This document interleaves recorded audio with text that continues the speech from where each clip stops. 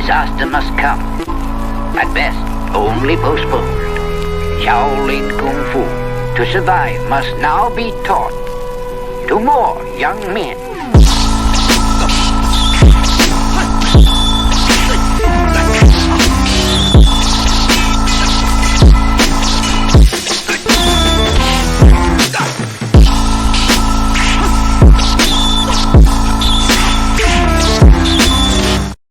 Welcome once again to another episode of Fists, Kicks, and Flicks, the podcast of martial arts, movies, and life. I am one of your hosts, Eugene Plowden, and with me, as always, my podcast partners, Joe Hartley and Angel Diaz. What's up, fellas?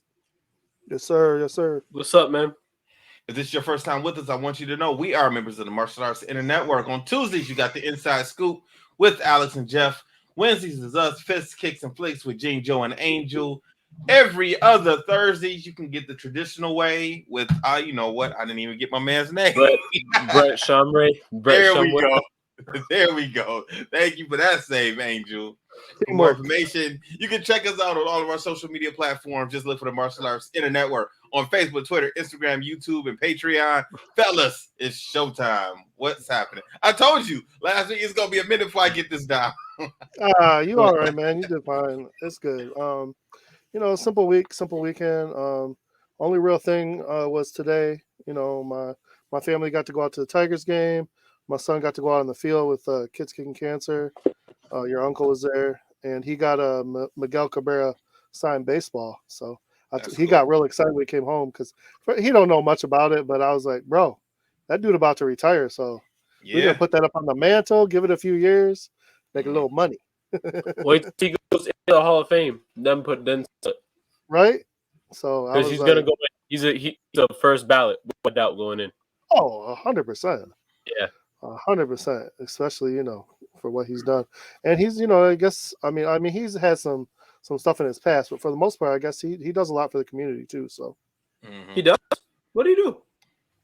He's got all kinds of programs and stuff like that. Charity. Oh, not that. I was talking about the bad stuff. Something with his wife, domestic. Yeah, this was years ago. It was a long time. It might not even have been in America. It might have been like back in Cuba. Oh, it was a while ago. He's from Venezuela. Okay, gotcha. Whatever. But no, he came out in 2003. I was like 5 at that time, so I didn't really know much about him until I got older. Yeah. So no, I've been a Tigers fan for a while, and every time I see him play, like it's so great. So, man, end of the era, man. Bro, I actually thought like there was like a 7-year, it was close like a 7-year where like the Tigers were in a championship game every single year, the ALCS every single year. It'd be like they're gonna win it eventually. It's crazy how their team at one point was so stacked with Torrey Hunter, Justin Verlander, Max Scherzer, Miguel Cabrera, and then they had their normal players ended up being like all all-stars. That was like loaded. It was crazy. Yeah, that was sad actually. Yeah, they never were that good, and they couldn't the ALCS lose to the World Series and then lose. I used to be like, I don't know how they do it. It's like the Pistons. Like the Pistons won, beat the Lakers, and just disassemble that whole team. And then they were there every year, but then they would just just couldn't finish it off all the time. But I still was happy to watch. You know what's crazy? I want to know this, right? They say that the 2004 Pistons were a better defensive team than the 89 and the 90 Pistons. Do you think that's true or not? It's funny you asked me that question because me and Travis were just talking about this yesterday. I was literally having this thought the other day. I was trying to figure it out. Who was on what side, Gene? Who was on what side? No, it wasn't even a debate, really. I mean, we were just talking about it. Actually, we were talking about who was the better team. And I really don't know because both of those teams were really, really both defense-first teams. And I think the best team was. And I think I don't know, man. Because Trav brought that up, and I'm just thinking. I mean, listen. I mean, to be honest, 89-90 Pistons. That is my favorite basketball team of all time. I'm not saying they're the best team of all time. That's but your favorite. It's your my favorite because I mean, as a kid, I witnessed both of those championships as a kid. Bad boys all the way. I had Bad Boys posters, clothes. I got it tattooed on my arm. Did you see the D? I didn't know that. Yeah, that's even though that's the old English D still Detroit Bad Boy. I got it on my arm. That was my favorite team. But I think the going to work Pistons, that was their nickname. The going to work. That's what they were. Yeah. I think the going to work Pistons, I think they would have took them. I think they would have beat them. Only because I think they were a little bit deeper. You know, especially when it comes to scoring. I mean, Isaiah and Dumars, you know, I mean, and then Mark Aguirre. But other than that, like, I mean, even Isaiah Thomas was only averaging, I think, 19 or 20 points. It's a different era. It was, but you know, I mean, the scores at the end of the games were like 88, 85. It wasn't the same scores. I mean, Chauncey could score. He can hit those threes, and Rip was scoring. Big shot, Chauncey. Rasheed was scoring. Tayshaun Prince was scoring. You still had Mehmet Okoro coming off the bench. You had Corliss Williams coming off the bench. I mean, yeah. But you know what? I don't think he was on the team when they won the championship. I don't think Antonio Mendice was on the championship team. I think he came the next year. But yeah, I did too. You know, I just think that, you know, they, and on top of that, they played defense with Big Ben and Tayshaun. Man, I just can't see the 89, the Bad Boys beating them. I mean, those are probably, if those two teams could play each other, that would be a good series. I think the only reason why I would say the 2004, and this is, I mean, you guys give me your opinion. Again, I can only go off what I remember seeing. I just feel like that 04 Lakers team was so stacked compared to the team that the 89 and 90 Pistons faced. But you let me know. What do you think? Yes or no? Well, you're talking about that 04 Laker team had Peyton, Malone, it had Horace Grant, it had yes, but those three people that you just said were at the end of their career. I know at the end, but then you still had dominant Shaq and dominant Kobe. That's why I was like, I don't know. I mean, mixing the people with the dominant, I don't know. I've the 04 Pistons could possibly beat the 89 or the 90 team. You know how much money I made off of people?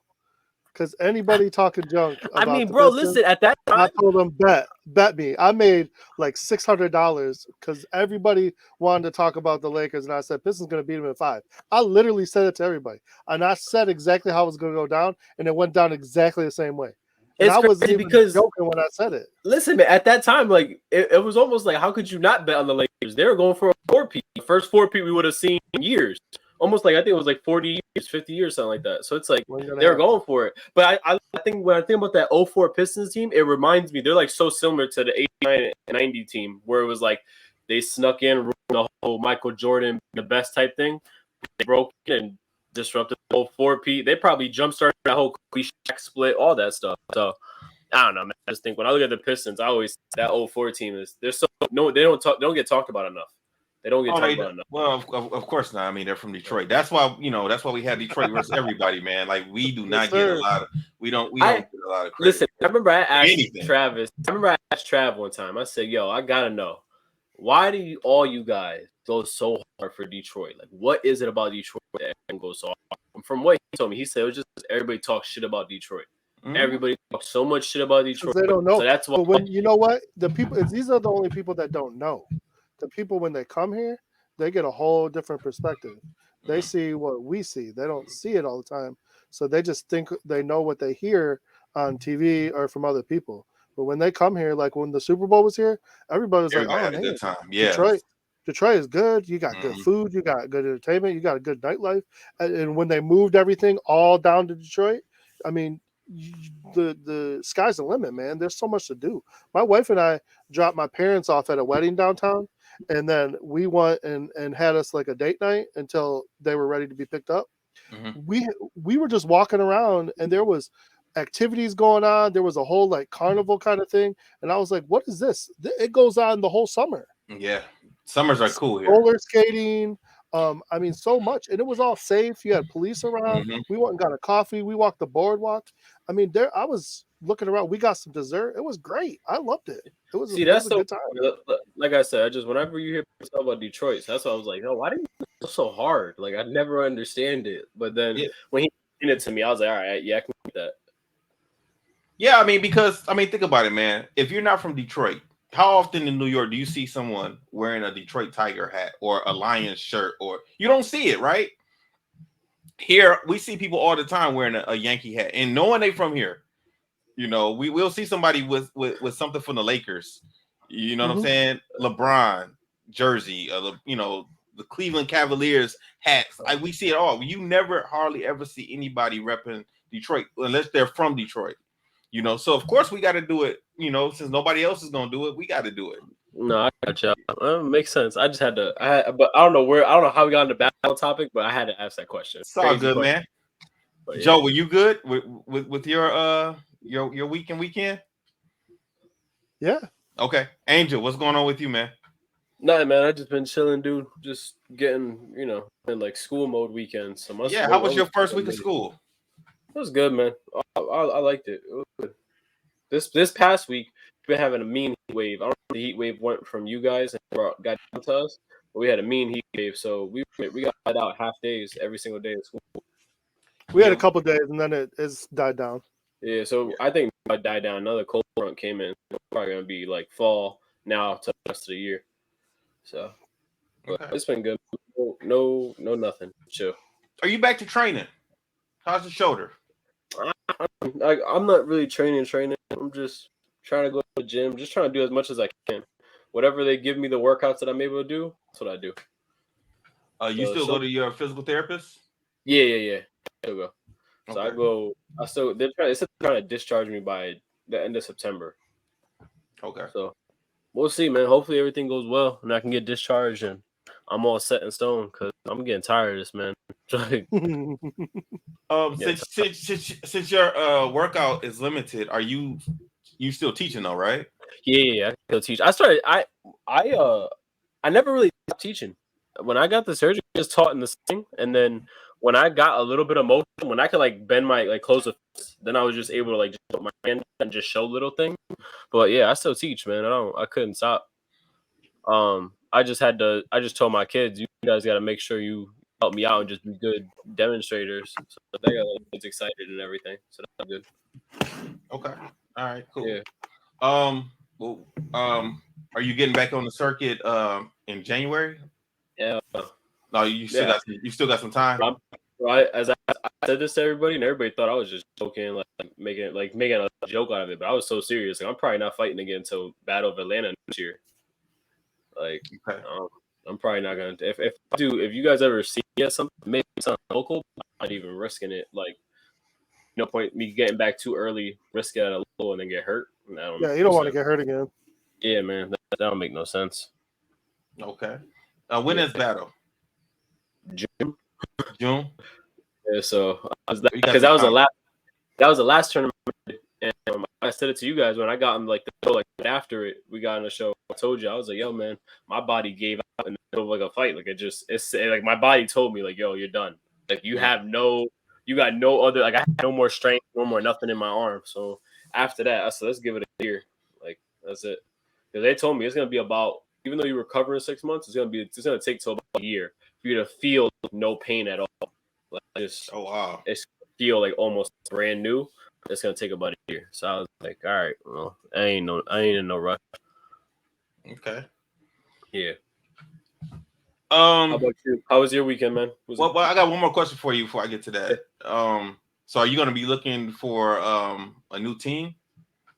Or you got an idea where you want to go? Oh, y'all, you put Revolution didn't hold a stop for you? Wait, Revolution didn't keep you? I thought we talked about this on the show. Did we talk about this on the show already? I guess that was our text message. I didn't realize that you're not with them no more. I didn't realize that wasn't happening no more. My bad. Oh man, we're live. So here we go. I thought we talked about. My bad. I really did. I thought we talked about this on the show already. Ain't no getting out of it now. So it's I'll just go through this. I had people give me offers, right? Okay. I've been off. I think for me, the biggest thing is I know where I want to go. I have a few spots in mind I want to go to, but my biggest thing is also why would I commit to something I don't even know what my capability is coming back? I have no idea what I can do, and I'm just super big on, like, if I'm on a team, I just, man, like, as you guys know, like, I hate to lose, man. I hate losing so much. And then on top of that, anyone that sponsors me, it's like, I'm not losing on my side. Like, it's them that I'm representing. So I take it serious. So it's like, I don't want to, how am I going to commit to something and I don't even know what I could do? Last thing I want is I say yes to something and I don't come back for another year. Or I come back, get hurt, and I'm in like that little injury spot. You see all these athletes in basketball. All it takes, like I think the biggest person I always saw that was DeMarcus Cousins. How dominant DeMarcus Cousins was, and he's been in and off of injuries, and then it eventually like hurt him in the long run. Yeah. So I'm not rushing it on that side.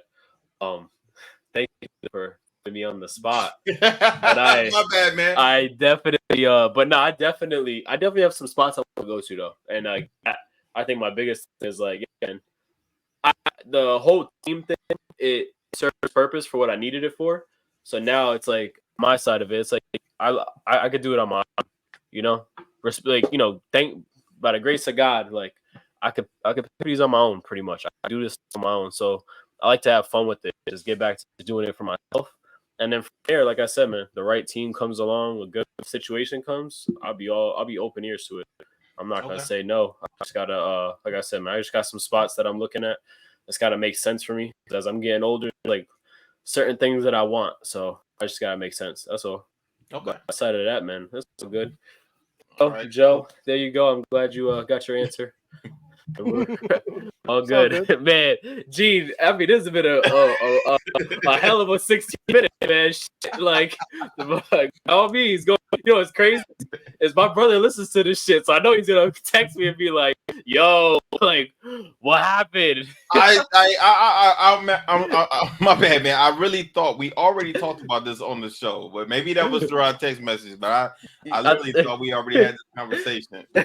Not about where you were going or whatever, but about the team. No, I got you, but okay. As I'm looking, I'm like, I'm not gonna lie to you. You asked it. I had to look. I was gonna be like, the button is fucking red, so it's recording. So I get out of this one. I was gonna say, hey, Trav, I was gonna shoot Trav a message. Hey, at this time, you're gonna edit it out so it don't go out there to the world. Like that's what we're gonna have to do. But yeah, how was your weekend though? Man, I feel like I just been going nonstop. That's what I feel like, because I feel like I just talked to y'all, and I know it's been a week since we talked when we did the last movie, but I just been so busy, man. I went down to Indianapolis for work last week, and I drove down there Tuesday, and I was there Tuesday, Wednesday, and Thursday, and came back Thursday. And it was a good week down there. I got a lot of new business we bringing on, so the market is expanding. And before I was only going to be down there for 2 days, drive down there, work 2 days to come back. But we're bringing on so many new business down there that it looks like I'm going to start being down there for a week. At least 4 days. So. Which is a good thing. It's going to help my overall numbers for my territory numbers.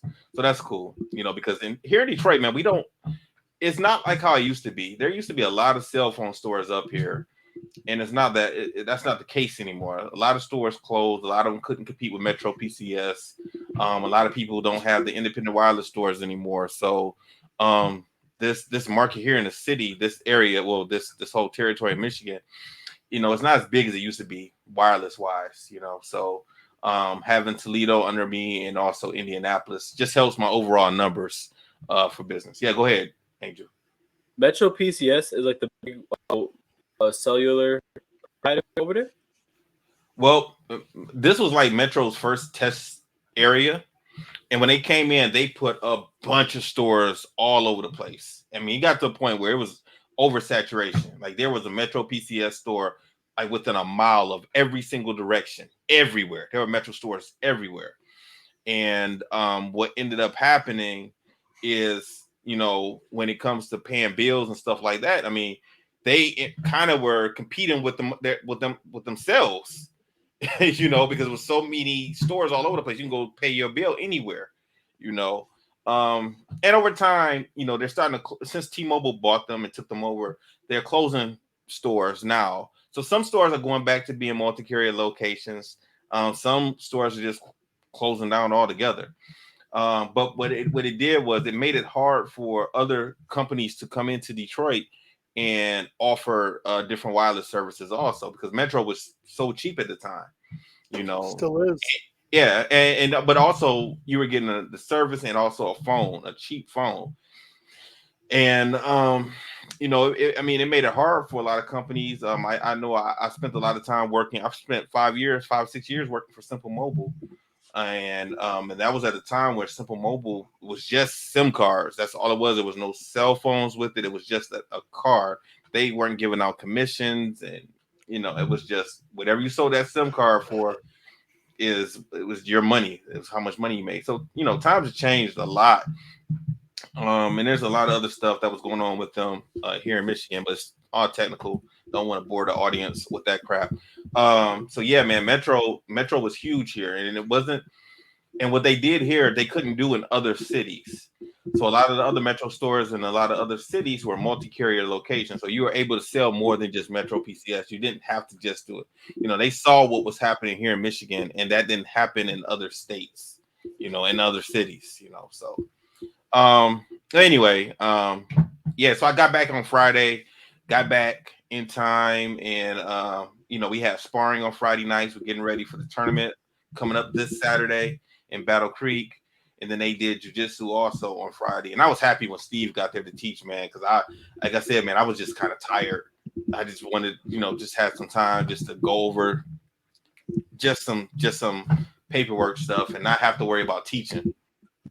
But yeah, man, my hotel down there in Indianapolis was pretty cool, but there's nothing around. You know how normally you go to a hotel and you got a McDonald's over here or Wendy's or something? There's nothing. Yeah. There's nothing really around my hotel. I have to drive a little ways, and also my hotel is in an area where it's like a bunch of other office buildings are around the area. So, oh yeah, Angel, we can hear your microphone, Angel. Oh damn, my bad. That's what it was. I was trying to figure that out. Yeah. All right. So yeah. So a lot of times, I can't wait till I just really get to know the area. But there's a lot of freeways, a lot of construction going on. And you know how here in Detroit, if you miss your exit, you get off at the next one, just turn right around.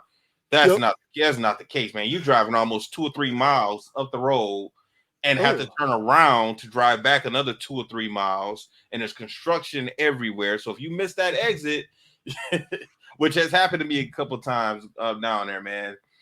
I'm not used to the driving in Indianapolis just yet. Especially like being on the freeway. I would prefer to be on, the normal streets or whatever, driving around. I did find a jiu-jitsu school that I can train at down there the next time I go. This time I couldn't go down there. I had my manager with me, and I had a guy that does business with my company. He also was in town also. And we all three of us kind of worked together. So I wasn't down there by myself. So, but in the future, when I am down there by myself after work, man, I can't do the thing like I did this time, the Zoom classes. It was fine. It was fine. I just prefer, like, if somebody else is here in Detroit to work with the kids one-on-one, because I had to take these lights. I had to take the laptops and. Yo, I see you. I'm not gonna lie to you, man. After I had that talk with Trav and Mallory when we were at a tournament, bro, they probably thought you were shooting porn in the hotel room. I swear, man. Yeah, because you do look a little suspect, man. Having lights and computers everywhere and all types of cords. They told me that these maids be walking in, they just see light pointed at the bed because they're just testing stuff out. And no, that just probably you crazy walking in. Yeah, so next time I want to make sure that when I plan the trip, I want to make sure that there is coverage at the dojo, so I don't have to do it. So therefore, when I get done with work, I can go roll, do some jiu-jitsu down there, and then come back to my hotel room. So, and then chill and get ready for the next day. So, yo, I want to say something real quick. My bad to interrupt. Yeah. Yo, I saw Trav's story today, bro. Champ is huge. Like no bullshit. I swear to God, maybe it's just the pictures you post, but I swear I thought that kid was like 4 feet, 3.5, 4 feet. That boy looked like he's 5'10". Yeah, a lot of people think think that he's going to be tall. Yo, he might be, but as right now, to me, he looks kind of average to me, you know. But I had to swipe up on Trav's story. It just hit me now.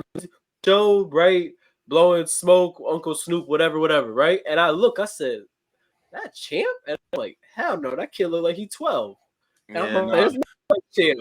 Then I text Champ, and he goes, yeah, that's Champ. I said, bro, what the fuck? What kind of growth spurt did this kid hit? Like, I swear, I saw him like a couple months ago. Yeah, he definitely did hit a growth spurt, because he's getting up there. Like, he's not like I think he's almost like at his mom's shoulder now. Bro, so he's tall. Yeah, he's tall. Up there.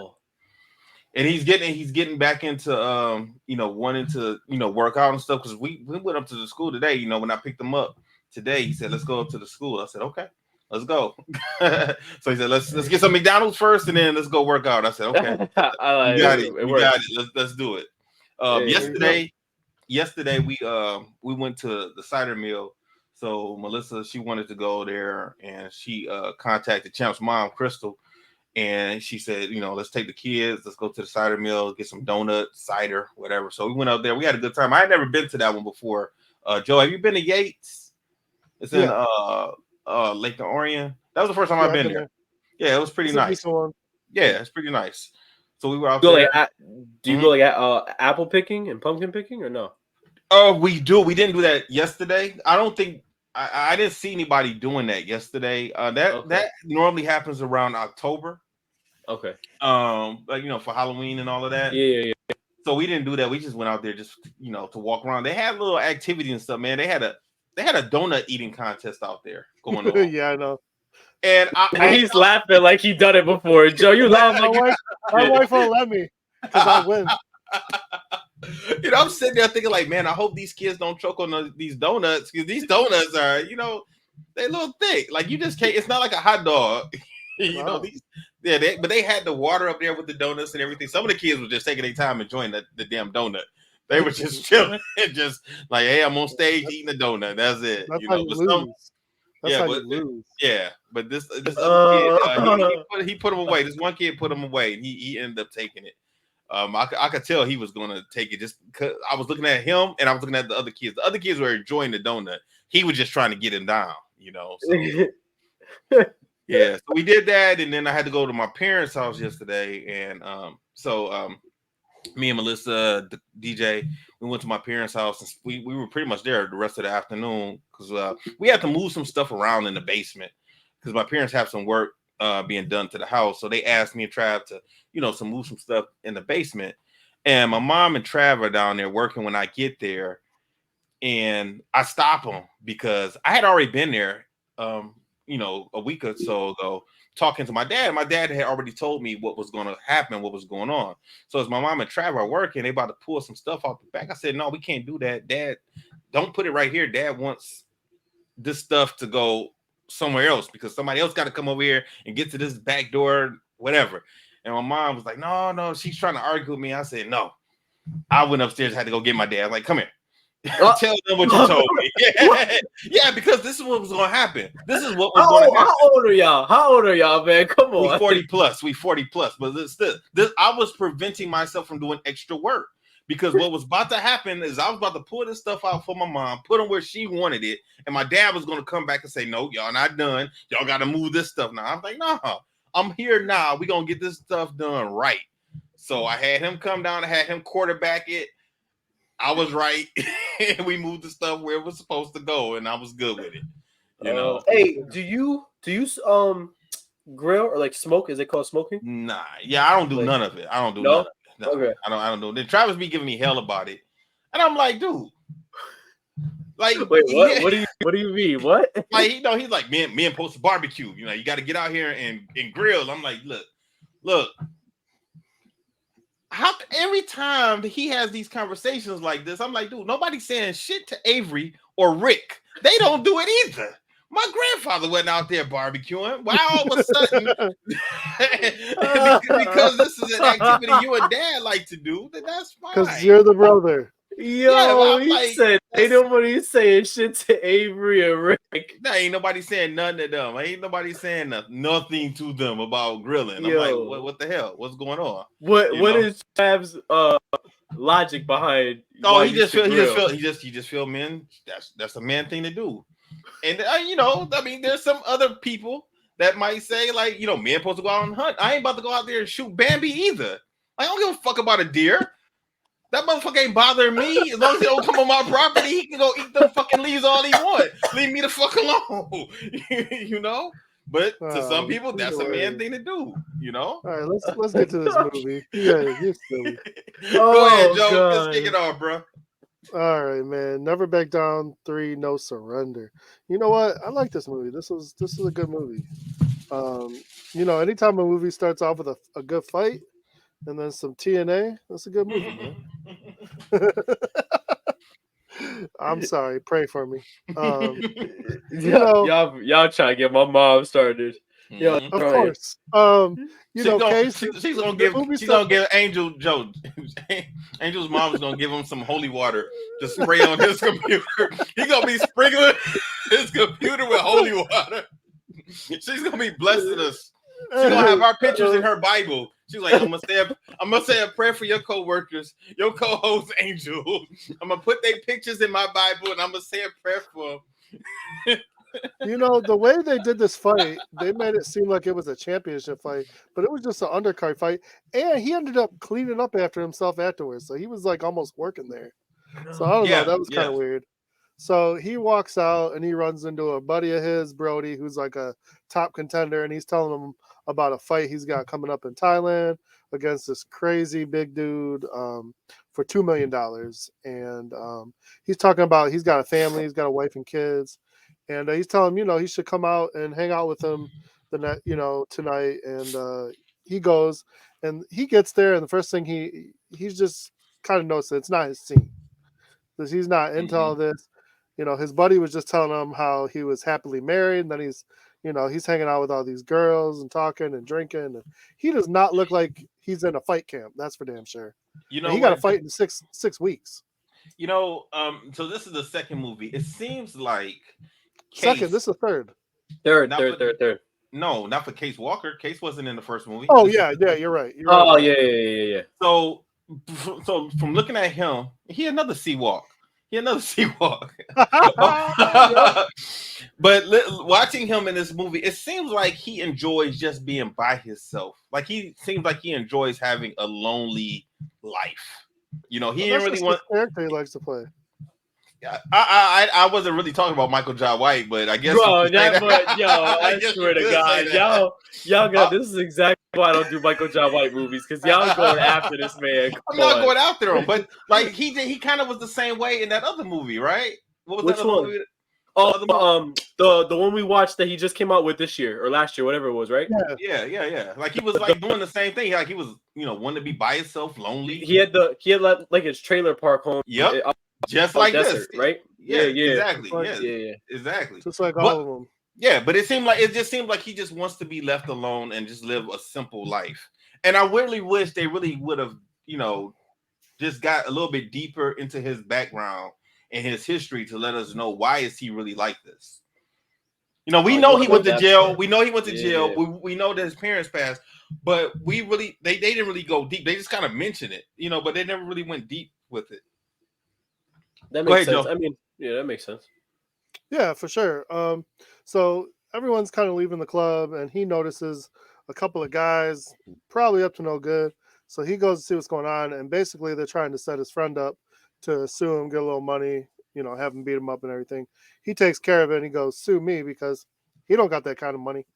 Mm-hmm. So anyhow, he convinces Case to come and help him in Thailand. Which I don't even know how he did that. Like maybe he was just worried he was going to get killed or something because this dude seems like he don't want real help. But I guess, Case is down to at least give it a good try. So, he says goodbye to his family and they head out to Thailand. And hold on. Now this is what kind of irritated me a little bit, and I What's don't know. that? I don't know if I missed something. I don't know if they, just kind of glazed over it. But either one of you guys, what in the hell happened to the dojo? Like they didn't talk explain. about it. They didn't talk about it. They didn't. So No, it's they didn't like, talk about it. okay, so he just left his business, didn't say nothing to the kids or the Well, fighters. but I think for that, man, the way the second one ended, I'm not gonna say it explained it, but it kind of made it self-explanatory. Like he got a shot to go pro again, and for him, that was what he always wanted. So he kind of left that behind and just followed the train of going pro. Yeah, but what the real? But he still would have been having to train somewhere, work out. Yeah. But he needed, so if he had his own gym, he wouldn't have had people to work out with. He would have had the guys he was teaching and training, but he wouldn't have had people like bodies, like the way he would need to. So he probably left it and went back to just training on his own, doing his own thing. You know what they didn't tell you though? That was the truth. What's that? He was just trying to get away from Max. Because you notice Max wasn't in this one, so I'm happy. Bye, Max. I'm done with that fool. Although they had a couple more fools in this one, but that's okay. I mean, this one was a little bit more annoying because it just had I feel like in this one I don't know. I in a way I kind of appreciate this one more because it had a better traditional route. And I like, you know what? Now that we're talking about it, Joe, I'll give you like the background. Like when I talked to Michael Jai White, what he told me about with this movie, right? Michael Jai White, he trains his forms and his katas, but he doesn't train them all the time and not like religiously. Does that make sense? Yeah. So when he does train them, he gets almost like inspired by it, and that's how it came about in this movie. Because if I'm correct, he was testing for his 3rd degree black belt, or he in Kyokushin, and he knew the katas, and at that time he was practicing them. So he started really finding like the applicable like moves, and that's where like he incorporated it into the movie because he was explaining that was the style because I've never seen that form before. That wasn't in the Kyokushin style because those forms are in Kyokushin. So the kata he was doing, he did a nan in Super Empe, if I'm correct. But those weren't in Kyokushin style. But when he goes for his belt test, from what he explained to me, he goes for his black belt test, but they want to see all the katas he knows. And they want to so just because he knows a kata in their system and he may do it a different way, they want to see him do it the way that he was taught, if that makes sense. So like, let's say he knows some Shotokan katas. He may do some Shotokan katas at his belt test. Makes sense. So that's like, from what he explained to me when he came to my school that time. And I wish he was here so he could better explain it. But yeah, so don't worry, Gene. One day. Yeah, one day, definitely. So he shows up to the Thailand dojo, and right away he gets into it with Brody's current trainer. Like he's wondering why he's there, and he just kind of brushes him off and says, I'm here to help out. And then he's like, I'm gonna go get some supplies, and he like sets up kind of his own Rocky 4 kind of setup with stuff from outside and just he doing what he do. He's doing his Miyagi thing, He's setting up bottles with tape. He's setting up drawings on the wall. He had the paper again. He had the paper again. He had the paper. He's just setting up his little things, and everyone's looking around like, what is happening? And now they played a bit in this one, and I thought it was funny, except for it started getting annoying. So everybody kept thinking he was Rampage. And then even towards the end, they had what's his face, Tony Jaa, thinking he was Cuba Gooding Jr., which that one's a stretch. Come on, Rampage I can see, but Cuba. I'll tell you what. That didn't age well. So they not at all. That didn't age well. When they said Cuba, I'm like, okay, Rampage I get, but that I was like, now y'all just being like, okay, everybody look the same. Come on now, man. It's not true. Anyhow, but it was just a running bit they were trying to pull. They even brought Rampage into it eventually. So that was interesting. Now here's the thing. He set these bottles up. Did he ever do anything with them? No, I never seen him that's touch the not that bottle. I saw. I was going to I was ask you waiting guys for that. someone to chop the bottles or kick them or something. No, not that I saw. That kind of pissed me off.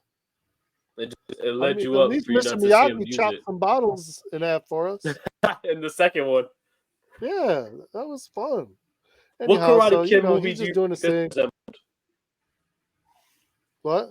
What Karate Kid movie do you think this one resembled? It didn't remind I me of didn't any really get Karate Kid. Karate Kid vibes. I got kickboxer vibes until the end. Oh, I can see I that. thought that's where they were Kickboxer going. vibes. At the beginning, I thought they were going to do like kickboxer kind of setup where his buddy goes out, fights, gets wrecked, and then he comes in and beats the guy for him. But they took it in a whole different direction, which was fine. I would have been mad if they did that. I mean, it would have been fine, but I like the way they did this movie instead of doing something like that. This next part is I really enjoy this because you got this cocky guy, calls himself Cobra. He's just watching. He's like calling Casey like Bruce Lee, and he wants to fight this guy because he's beating up his other training partner. So they're calling Casey old school. So he's over there doing his kata, not bothering nobody, and he wants to fight him, and he goes and he's like, I'll fight him. Yeah, no problem. And he basically uses the kata he was doing to beat the crap out of this dude and teach him a lesson. Yeah, does the bunkai of it. That's really one of the best part. One of my favorite parts of this movie. Did we ever? He got a lot of not I want to say fame, but what's the word? Validation, I would say. Validation. Clout. Yeah, validation works. Yeah, he got a lot of validation in this movie because he used the bunkai of the actual katas and showed how it could be applied. Like a lot of people actually really love this movie because of that. It's one, and I'll be honest with you, I actually haven't seen a movie that really does that. Like this is like probably one of the few ones that I've actually seen apply it. Like shows the kata and then shows it being done. More true martial art movies should use that. Yeah, what'd you say? They should. I said that. Shit, I just forgot my train of thought. Did we see Cobra again in the movie? No. Okay. So he goes away in the hospital in the ambulance, and we don't see him again. Okay, because I know one of the kids was fighting somebody else, and I didn't know if that was Cobra who had came back because I didn't remember what Cobra looked like. He might have come back to the dojo, but I don't think he did. I thought he came back to. If he came back, I think it was more just support. Hey, was that guy Cobra? Was that the same dude from Warrior, the movie we watched? That when he fought, you have to look it up. Wait, I'm not sure. Remember, you remember that movie Warrior when he walked in the gym and they ended up fighting the guy? Yeah, I don't know. Maybe it's not the same dude, but they look similar. It was the same type of scene. I'm gonna look it up and see now. Okay. Did he choreograph this whole scene? Yeah. Or do we have help? Because what I really liked about this scene is I like the use of the form, but I like how they were showing the form before he used it, and that breakdown of that scene. I would like to, if like we got to talk to him, I would probably just want to talk to him about that scene because I want to know like how they shot that and how each shot was set up, because it was really smart and really well done. It's really one of my favorite parts of this whole movie. He did choreograph that scene, and if I'm correct, I want to say the woman that you guys know the was it the fighter agent? Was that what she was? An agent later on? Yeah, that's his wife. Yeah, that was she was the publicist. Yeah, if I'm correct, that's his wife. Mm-hmm. Really, I didn't know that. Yeah, if I'm correct. So that's why. That is. It is. He did another movie. I think it was called Sudden Death or something like that. That it was. She was in it also. Yeah, I think they got a new movie coming out also. Researching now. I think they have a new movie coming out pretty soon together also. What was her name in this movie? Maya or something? Was it Misha? But it was spelled different. Yeah, something like that. She was thirsty in this movie. How are you gonna have your wife play a thirsty bitch, man? That made no sense. Oh my goodness. I'm not. She was thirsty for him. Yeah, but it made sense. What do you? I mean, it was for him. At least that's a good thing, right? Nah, she can be like up on me, but thirsty like that? I'm not having my wife play a thirsty chick. Yeah, Jillian White. That's his wife's name.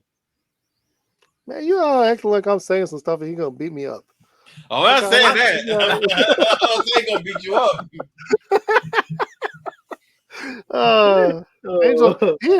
Angel can't even get a hold of him on the phone. It's all right. I'm trying, bro. I'm trying. I'm just playing. I'm about to send a message. So, I'm gonna tell him. We're still trying to get Brody to like take this serious, and I would just think being at that press conference where the other dude, the big dude, just totally roided out. That would be enough for me to be like, I'm gonna either take this very serious or I'm just gonna say peace out. I'm out. Take a dive. I don't know. It looked like he was scared. It looked like he started to get like he was doubting himself. Yeah, but I mean, then why did you take this fight? Just for the $2 million? You better take a dive because this dude's gonna kill you. You know, sometimes maybe when it was presented to him at first, he thought it was okay until he got face to face with this guy and saw how big or crazy he was, and maybe he started having second thoughts. You know. So the next scene we get to meet, what's his Vega?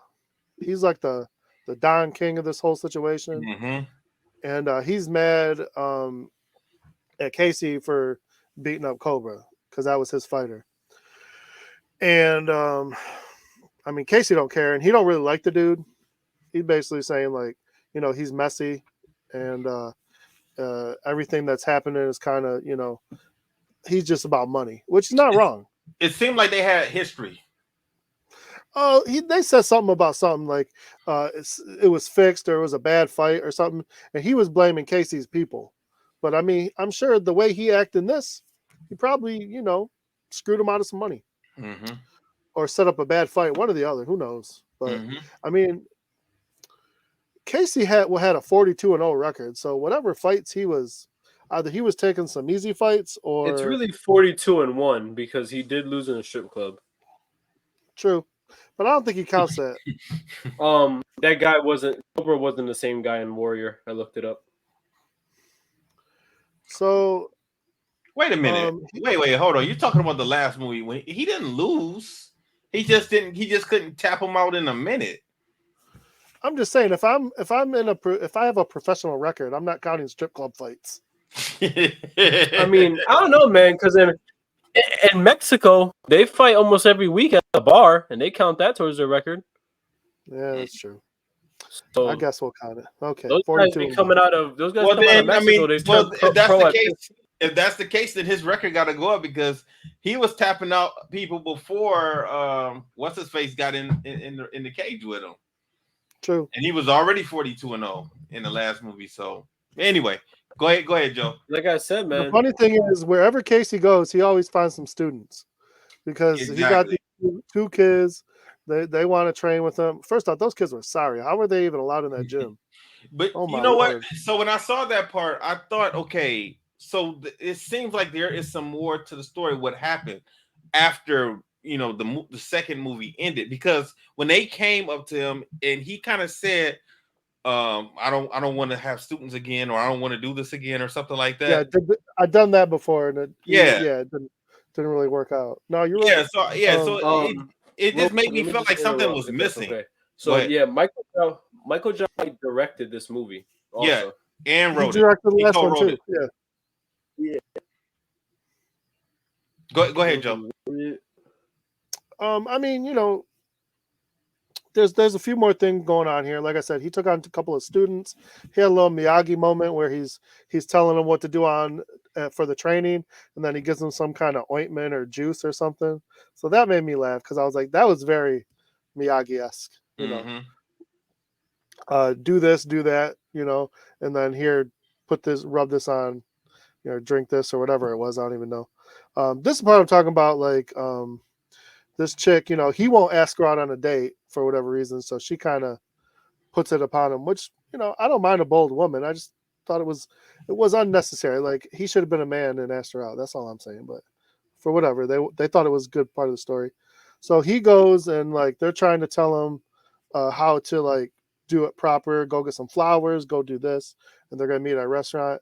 And of course, when he goes to pick the flowers, he inadvertently meets her daughter, which she didn't tell him about, Morgan. Mm-hmm. So he gets the flowers, and then they have a conversation. She asks him about being in jail, and he gets a little uptight about it and ends up leaving. What do you think about that? Was that too far? Or I mean, she had the right to ask. I mean, why can't you? Yeah. You can't, like, you know, especially if you want to, like how you said that she was thirsty. Aren't you going to want to know what you want to know about the like? Well, especially if you got a kid. Mm-hmm. Yeah. So But yeah, that's I a don't good think it part. was too bad. I think he kind of was being a punk about it, but he did realize that later. Yeah. So now the thing that gets me about this is the original trainer sees them hanging out, knowing his boy Brody has a thing for her. So he sets it up to where they're gonna like fight each other now, which was really stupid. It was and really petty, stupid. It was and really petty stupid. because one, you're married, and you know this chick has already told you no. Right. So, and then two, like that's your boy and your trainer. And no offense, you got to know he's going to kick your ass. Right. I don't care if you're the number one contender or not. Okay, you could tell. He just kind of thought that, I don't know. Maybe he thought he was better than him. I don't know. Maybe he was. I don't know. Maybe he has a closed head injury or something. I don't know. I don't know. Honestly, why he might have, because I mean, you watching this guy just toy with people, Mm-hmm. like good people. And I'm sorry, I don't care how good you are. Like when you watch somebody just toy with like number one contenders, I'm not messing with that dude. That's all I'm saying. And But, you I mean, brought him in for a reason, so you know he can fight. He knows. Exactly. So they have a moment where they're both getting angry, and he basically takes it to him and then apologizes. And I get, like I said, the trainer, he's trying to get rid of him and get him to take it serious. So at the same time, I get what he's trying to do, because his fighter's not taking it serious. But why won't you try to work with the other? Why he should try to work with Chase, not work against him, which they do figure out later after all this. So, I guess this had to happen, but a little drama that I didn't think was necessary, but it is what it is. Now we get to the real problem. Vega comes in, and he's not getting enough pay-per-views for this fight. Nobody cares about this fight. But they find the fight from the last movie of Casey fighting the cops while handcuffed and taking on 4 cops. Mm-hmm. So, of course, Vega gets it in his head that would be a better fight. People would pay more to see Casey in this fight. Then they say he got like 2 million views? 20 million. 20 million? Yeah. So he can make his nut, he is going to have to figure out how to eliminate Brody to get Casey in that fight. Now, of course, Casey comes in, and he is wrestling with some Russian grappler or whatever like that. Mm-hmm. Sambo. Yeah, Casey realizes that something ain't right about this, but the trainer is like, whatever. And of course, he gets hurt. So I knew exactly where this was going. Yeah, obviously Vega set it up. It was way too obvious, but it took him a minute to figure it out. Yeah, and so Vega gets what he wants. Now here's the part that kills me. When Vega is setting this up, trying to play everybody, he was offering Brody $2 million. Why he only offered Casey $1 million? And he don't offer them all together. He wants to give him half up front and half after. I think that's pretty standard though when it comes to purses and fights. I believe. But what I'm saying is, if this is supposed to be a better fight and this is a better fighter, why wouldn't you at least offer him the $2 million like you offered Brody? Well, I'm only because he don't know nothing about him. I'm assuming it was because you're already making your money. This dude was sitting on $30 million. You tell me, but Joe, I think that's kind of already going to break him off.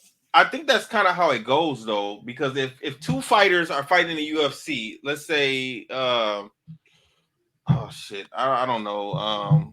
Angel, name 2 fighters currently in the UFC. Currently, you could have Leon Edwards versus Covington. Let's do Covington, right? Kamar. Let's say. Yeah, Let's say. Okay, now let's say now if let's say now, even though Leon Edwards is the champion, if he can't fight and he comes out, they're not going to offer whatever they were offering Leon Edwards. They're not going to offer that to the person that steps in. He's not going to get that same purse. It's going to be a little less. So I'm assuming that maybe shoot, what was his name? Brody. I think Brody had been out there consistently fighting, and Case hadn't been fighting. Like True. he was on the lower cards of some no-name fights. So I think that because Brody was already in the game and already had signed a contract, that that's why they offered him the $2 million and offered Case just the $1 million. That's what I think. That's how I took it. All right, I'll take that. I'm okay with that. Okay, so Case takes this fight, and what do you have? 2 weeks to train for it? Yeah, basically. So he's basically, they've convinced him the way, because he's pissed now that when he finds out that this whole thing was a setup, like he wants to pull out of the fight. Wait, did you think Misha was working for Vega to try and did you think that she was trying to was she going to backstab him? I did at the beginning, but after a while I was like, no. I thought that would have been too that's been done. Exactly. Yeah. If anything, I thought maybe she could be like the mole on the inside for them. I was hoping that she wasn't going to, try and, really be trying to set him up and use him. I'm glad they didn't go that way. Yeah, for sure. So he's trying to figure out how he can stick it to this guy, and he wants to he's going to win the fight, but he's also got to figure out how to make sure he don't make his money. So he does get creative with that.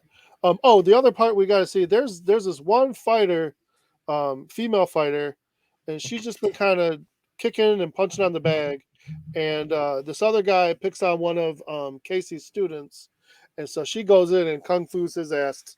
And I was wondering what was going on because they kept showing her throughout the movie, and I'm like, why do they keep showing this girl? Who is she? Did I miss something? I was like, what the hell is going on? Because they would show her and they showing her hitting the bag, and they never explained nothing else. And I wasn't looking in the background or the background to see what was going on behind her. Just waiting for her time to shine. Right.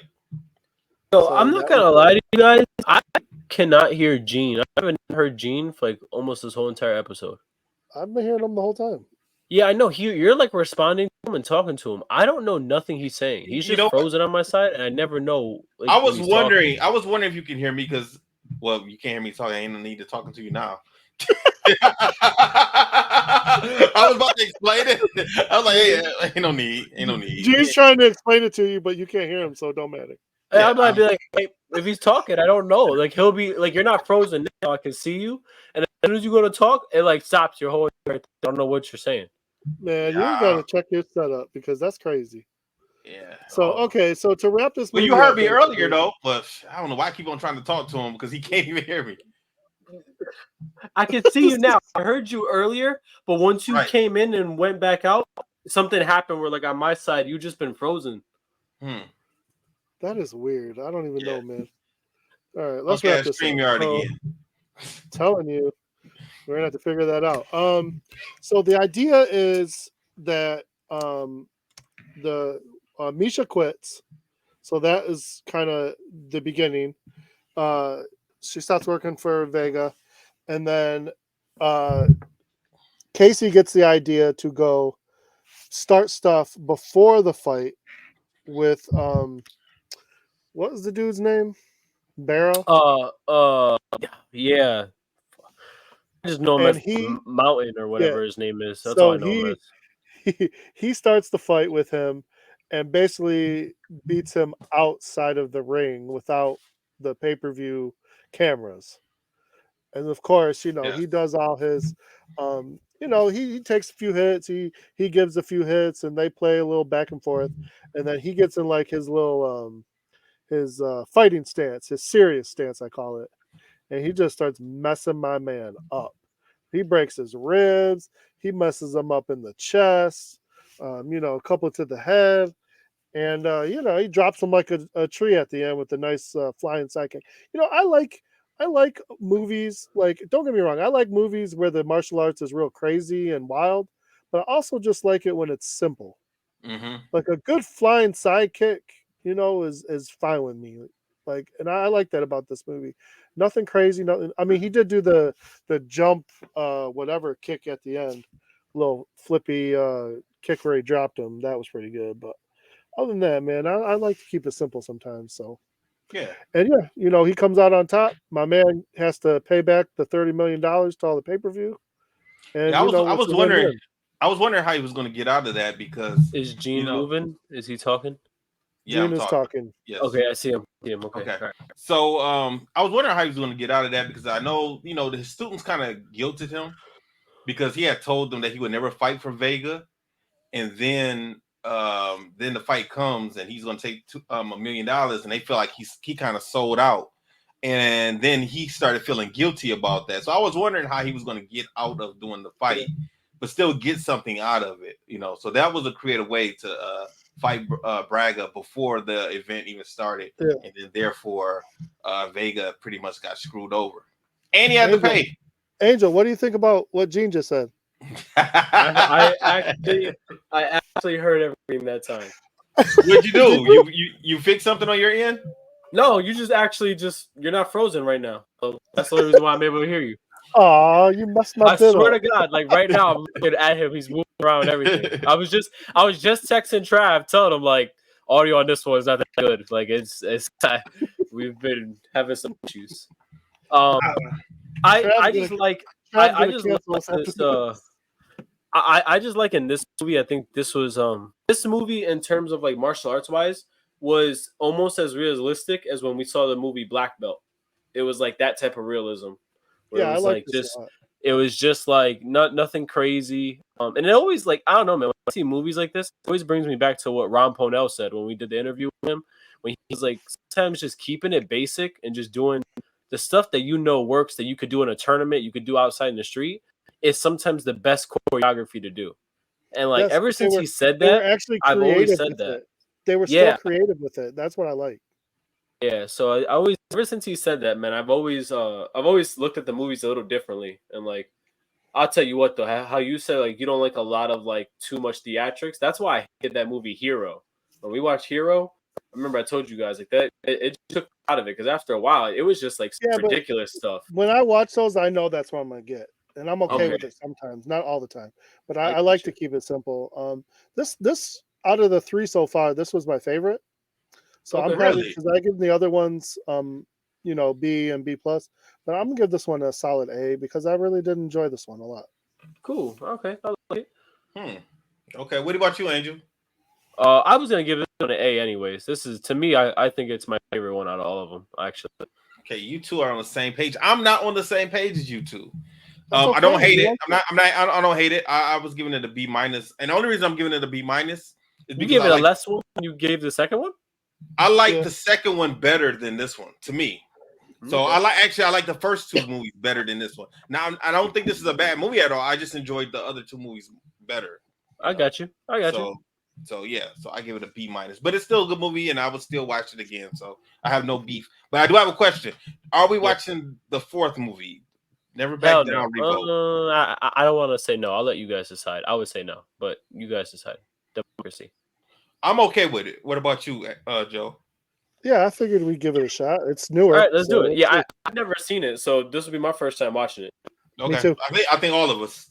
All right, yeah, so that works. Let's just do now. I know, Joe. Last week you said that movie didn't get it didn't get good reviews. So I'm really interested to see how it goes. I've never seen Michael Bisping in a movie before, so that's why I'm interested to see. I've seen him in some things before. I can't see him in my head, but he's actually been in movies that we've seen. I can't think of what it was. It's not a major Was role. he in that movie Jiu-Jitsu or no? I can't remember I if he think was in so. that or not. He's Wait, been. wait, No, I don't with think so. Nicolas Cage, the one that I don't was think. I don't think he was in there. I'm not 100% sure. But he has been in some things that we've seen before. I just can't think of what it is. But it wasn't Yeah, like a same major. here. It wasn't a major role. Okay. You know, No, he's always been like the side commentator character. or something of a fighter or something like that. He's always just kind of just had a small little role. So okay, cool. Anything else, fellas? No, I'm good. Nope. All right, cool. Well, that's it for this episode then. Everybody stay safe, stay strong. We'll holler at you next week, and I will play our music. Disaster must come. At best, only postponed. Shaolin Kung Fu, to survive, must now be taught to more young men.